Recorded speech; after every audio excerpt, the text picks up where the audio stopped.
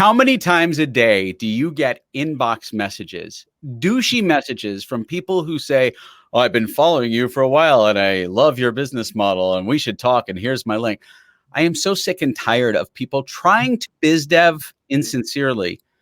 In a moment, you're going to meet a woman who's going to teach you so much about LinkedIn and using LinkedIn to grow your business and your brand. Your mind is about to be blown. Helping business owners in growth mode go farther, faster. This is EntreGrow.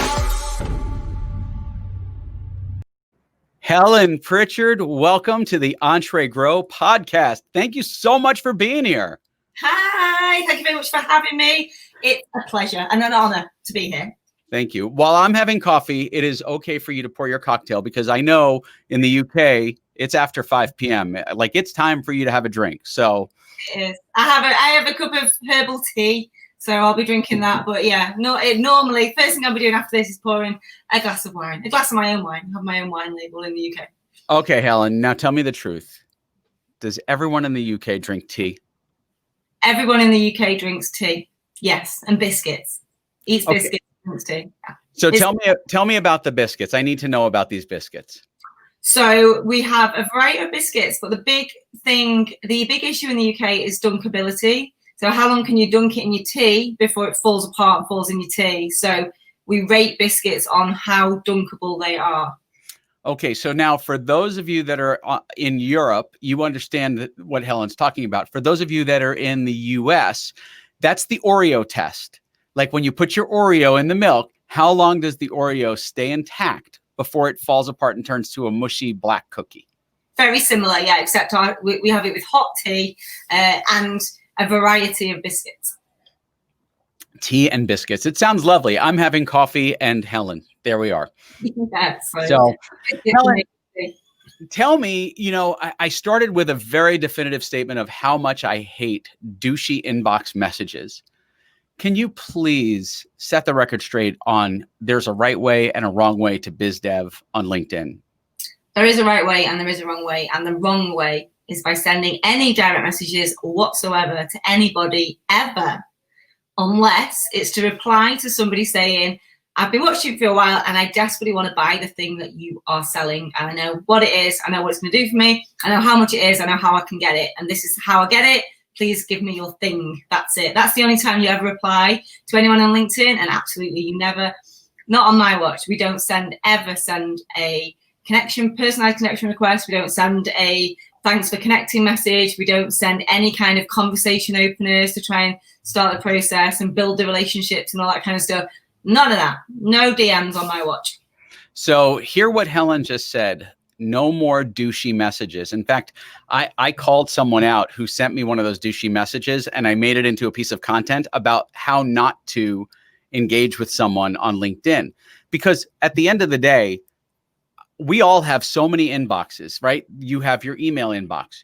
You have your messenger inbox, your LinkedIn inbox. Those are all active inboxes.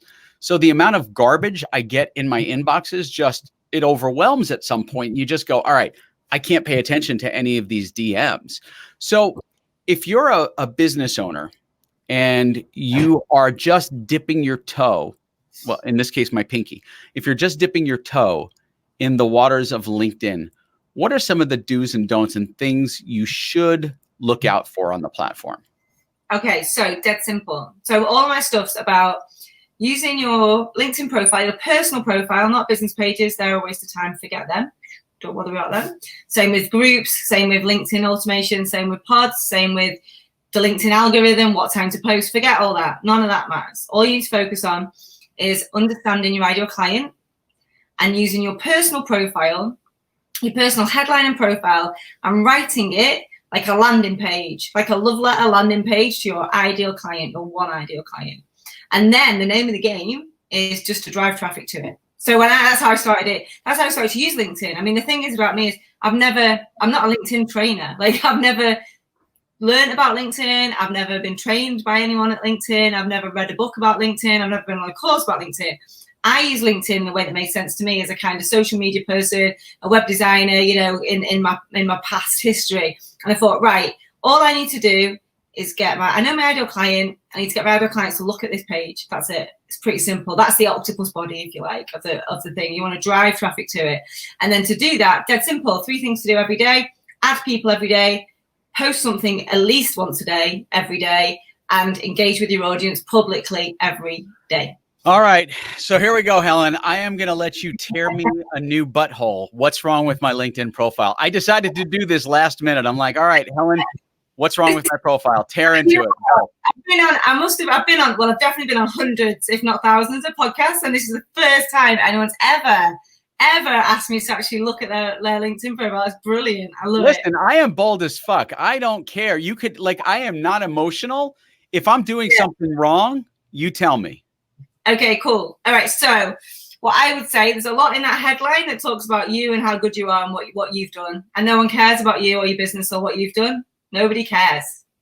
They care about themselves and what's going on in their world and how you can solve their problems. So it's just, so businesses isn't an ideal client. It's far too broad. So you need to niche that down a little bit, or niche, as you guys would say.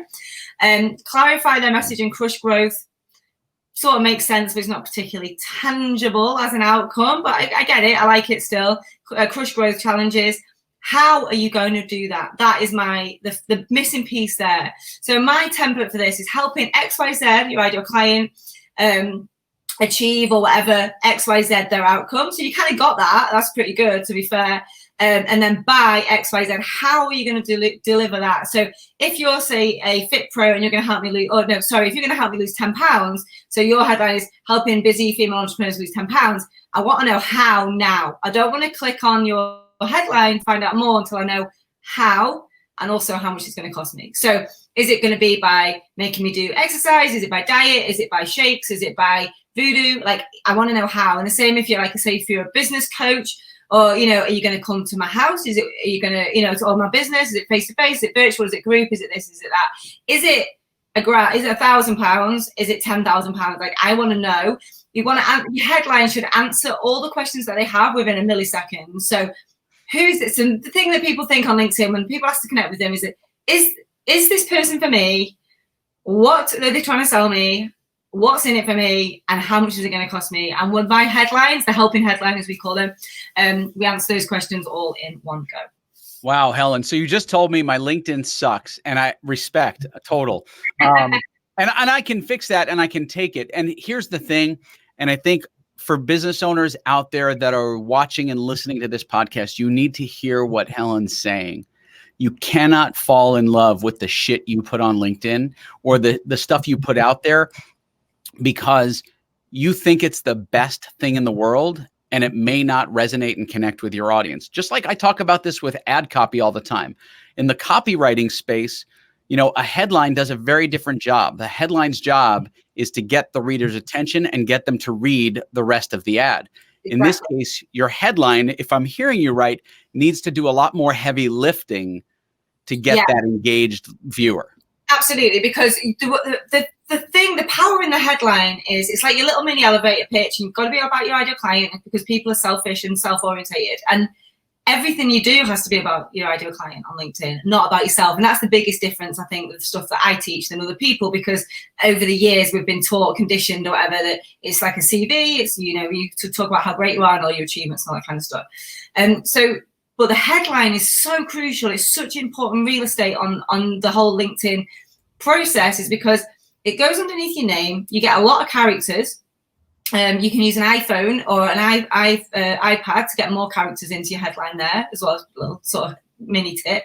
Whoa, hold on a second. If you use, I'm going to stop you right there. If you use your iPad or your iPhone, by the way, screw you Android users. If you use your iPhone or iPad, you can get extra characters. How so? I don't know. It's just like a weird glitch. So if you use it, I'm not going to say it's going to work forever if you're watching this in the future, but right now, if you use it, Android users get like a couple of lines. iPhone users or Android users who've got a friend who've got an iPhone who can borrow the phone to log in and do it, get like 3 or 4 lines. So it's a real big difference. And the thing about the headline is so powerful is it follows you around everywhere on LinkedIn. Once again, this is why you need an iPhone and not an Android. Of course. Yeah. Steve Jobs, may you rest in peace. Absolutely. So it follows you around everything you do. every time you ask someone to connect, every time you post on LinkedIn, every time you get involved in a conversation on LinkedIn, that headline, it's unlike any other social media platform. It's right underneath your name. You don't need to pitch on social media. You don't need to pitch on LinkedIn, i.e. in the comments and stuff like that, and talk about what you do, because people can see what you do and what you offer in your headline. So you can just go around engaging with people in somebody at the door, in a much more normal and engaging way than most people do on something like Facebook, where they've got to follow a trail back and go and look at a profile picture and all that kind of a profile page and all that kind of stuff. So it follows you around everywhere. So it's super powerful. So if you're starting your business, then what kind of content should someone be putting out there on their personal profile? I use my personal a lot. I find that engagement on personal far superior to engagement on the business page. In fact, the business page is kind of, to me, useless. It's like putting teats on a bull, right? Yeah, it's a waste of time. I haven't even got one. I made millions of pounds out of LinkedIn. So like, I haven't even got a LinkedIn business page. I can't try and get enthusiastic about them because nobody follows them. They're a waste of time. The metrics mean nothing. You can't do anything with them. So all you get by having a business page is a nice logo on your personal page. That's it. So all about your personal page. Okay. So you're starting a personal page. Pretend we have nothing. Today is day one. And at the time of this podcast recording, I have nothing on my LinkedIn page. Build a killer profile. That's number one. Your artwork. We didn't talk about that. Was my artwork on point, or did my artwork suck too? It was okay. There was some branding on there, wasn't there? I was like, I think it's nice. There's some branding. Branding on the top is great. That's why you don't need to say I'm an author and a speaker, because we can see that on your picture. So you can get that, you can get rid of that in your headline and put stuff that's about your ideal client instead. Your profile picture, it is what it is. I mean, there's no way to really know the difference things make. If you like that picture, then that's fine. Like that's up to you.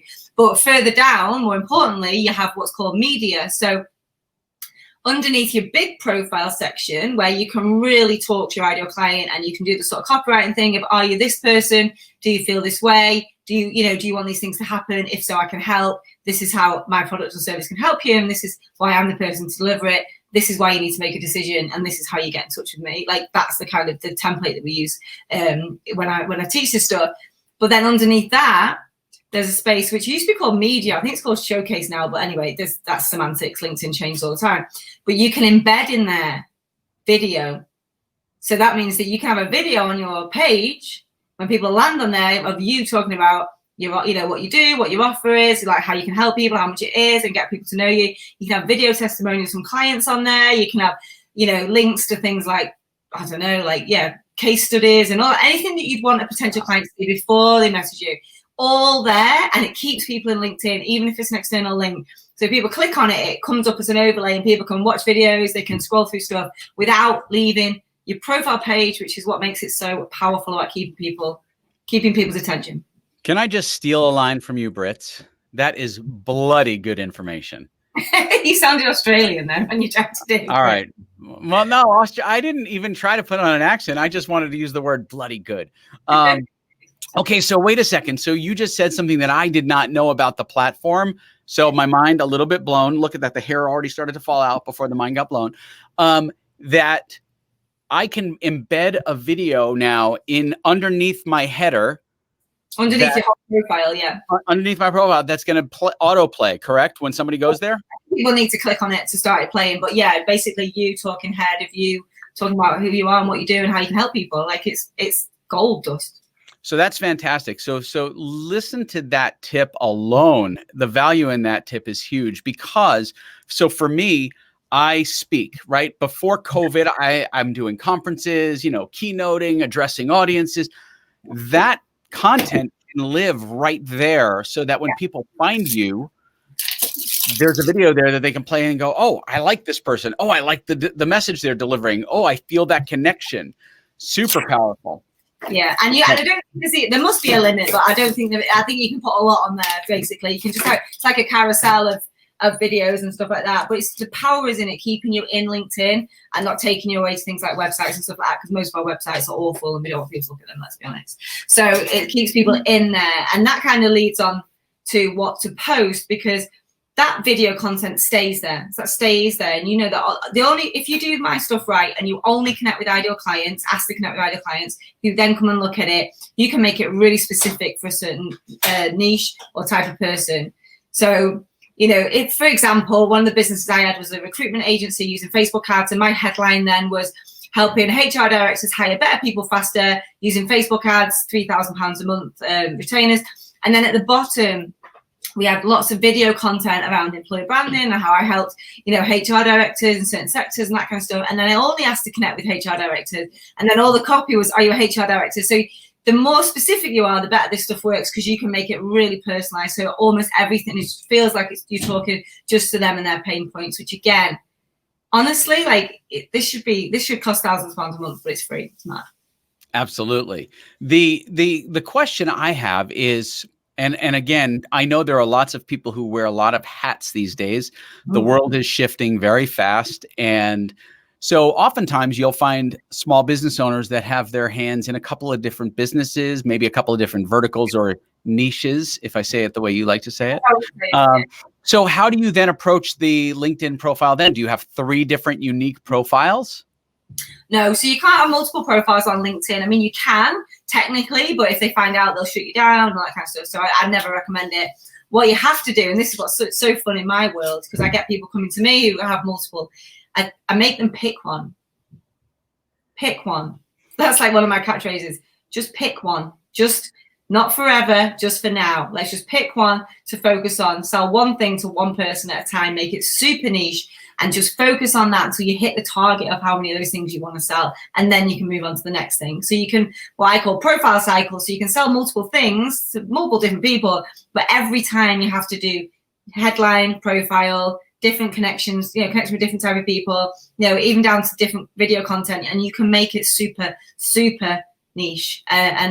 So you have to just choose one. And this is a really good exercise for a lot of business owners anyway, because I know we have this multi-passionate entrepreneur thing, but to me, I just hear I can't pick anything because I'm too scared of one thing failing. So for new entrepreneurs, definitely, I think it's really important that they do pick one to focus on and get famous for that thing before they start. I think once you've got a presence on there and you've got authority and you've been on there for years and you're up to your 30,000, then you can broaden out a little bit. But I think do one thing at a time on LinkedIn. I want to rewind about 20 seconds to something you just said, Helen. Get famous for one thing. Yeah. I love that line. Get famous for one thing. And I agree with you. As someone who owns and runs 3 unique businesses, right? I'm not all over the place with trying to figure out what those businesses are. They're 3 very different core businesses. I pick one thing that I'm working on at that one time for that one business.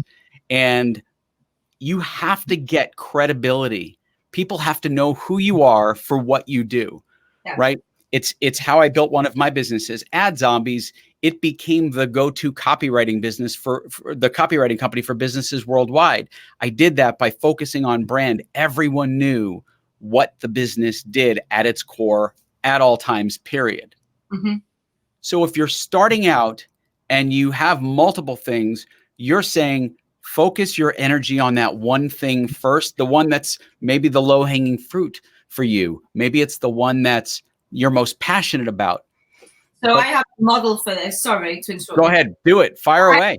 I actually have a model for this, and it's called a VJP triangle. So it's value, joy, profit. So because again, people are like, I don't know what to choose. And I say, well, write them all down and then run them through this model. So just ask yourself these questions. Where, of all these things, where do I add the most value? Where do I get in the work that I do and the impact that I have? Where do I get the most joy in the work that I do and the people that I work with? Super important. And where do I get the most potential for profit? Maybe not right now, but certainly in the future, scalability and that kind of stuff. When you get that sweet spot of value, joy, profit, and it's balanced, that's the thing that you should always go for. Because when it's not in balance, like when I ran an old agency that I ran where we were making good money, we were doing great work, but I just hated working with the clients. They were, so it was out of balance. And that's how you kind of burn out in one way or another, either financially, if you're doing work that you love with people that you love, having an impact, but you're not making any money because you're not charging right, or they haven't got enough money, you're going to burn out financially. If you're doing work that you hate or working with people that like you hate, even though you're just doing it for the money, you're going to burn out emotionally. So value, joy, profit is the model that I talk about that. Helen, that speaks to me so clearly and right to my heart, because when I wrote my first book, I shared a story in that book about how one of my businesses, it became a suck of my life. Like it just, because I was working nonstop with a bunch of clients, and a lot of clients that I loved, a few clients that I loved, and a lot of clients that I absolutely hated. Yeah. And they became such a drain on me that my happiness, my joy was gone. There was no joy. It was just money making, hatred, joyless, right? Yeah. And so I love the value, joy. Give me the last one. Profit, value, joy, profit, the most important one at the end, but value, joy, profit is so huge. If you're not loving what you're doing the wrong thing. Yeah, you will burn out. You can't do something you hate for an extended period of time. Like, honestly, it sounds, well, I'm super woo-woo anyway, but it sounds woo. And, I used to teach this stuff to big corporate CEOs, and I'd stand in front of them in the fancy offices and talk to the CEO about joy, about helping a sales team find joy in the work they do and the clients they work with. And you could see they would just be like, no, it's about productivity and profitability. And actually the truth is, particularly when it comes to retention and, culture within a business, the right people, doing the right job is super important. So we use that that's how I started that model, by using it in corporates. Yeah.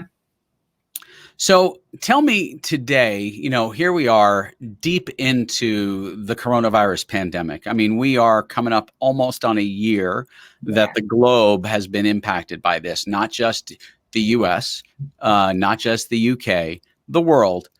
How has this impacted small businesses and startups? And what would you say is a good strategy for them out of the gate if they're trying to rebuild or revitalize their business because of what's going on right now? Yeah, I think going back to those, I think we're all close to the edge in terms of just our resilience level of it, the relentlessness of it. However, in our more positive moments, I see this as the biggest opportunity ever for small businesses to go. Like, there's this is the time it's go time, because people are not going to have a choice. One of the things that I've said about this feeling I've had of like, I want to be in front of more people. I want to get more famous because I want to have more impact. And this kind of urgency. And I'm like, this is why, because people are going to need us. People like you, people like me, people like the people that I train. We need to be as visible as possible, because people are going to need us, and they're going to need the stuff that we've been doing online will become the stuff. It would have taken probably 10 to 15 years to get to where we've got to in 10 to 15 months. Like, it's happened that quick. We've got the Prime Minister of the UK talking about using Skype, and the whole of the online, overnight is like, we'll have to do Skype, and the whole of the online community going, no, Boris, Zoom, because people are just not in it. Like, we forget this world that we're so fluent in. This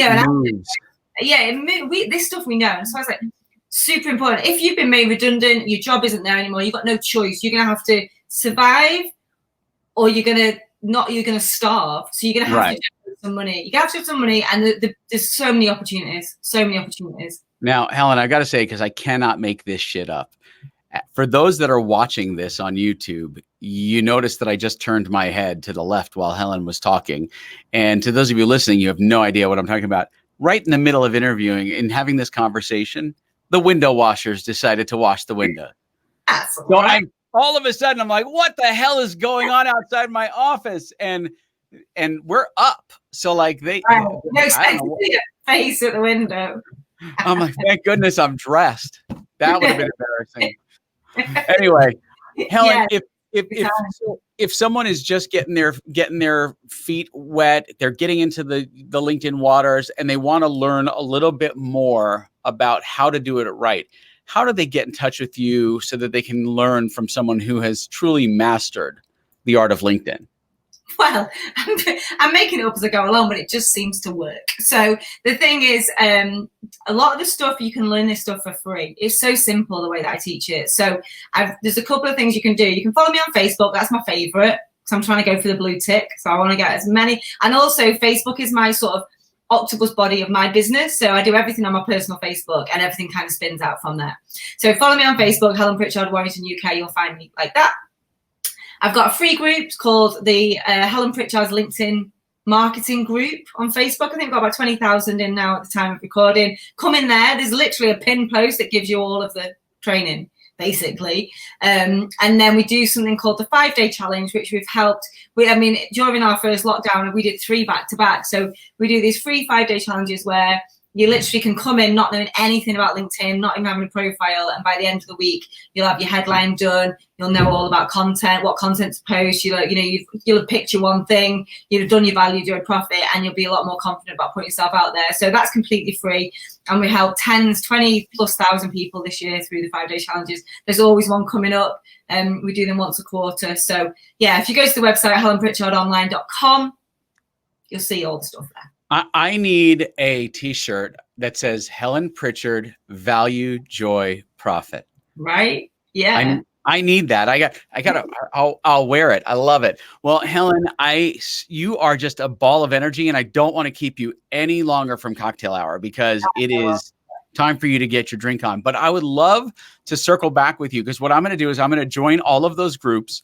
And this is how committed I am. Listen, if you can hear my voice or see my beautiful face, and her beautiful face, way more beautiful than mine, you got to get serious about this. If you want to grow your business, you've got to make sure that you're doing the right things. I don't have all the answers. I have some answers, but I don't have all the answers. So when I don't have all the answers, I lean into people who have better answers, more answers, and are staying updated on stuff that, like, listen, you cannot possibly be a master of every platform you are on. It's physically impossible in 2020, going into 2021, to master every platform, right? You're good at some of them. Those are the ones you go deep on. But when you widen out, when you go broad, you need to learn those platforms. And they all have a slightly different voice to them. They all act a little bit different. So it's critical.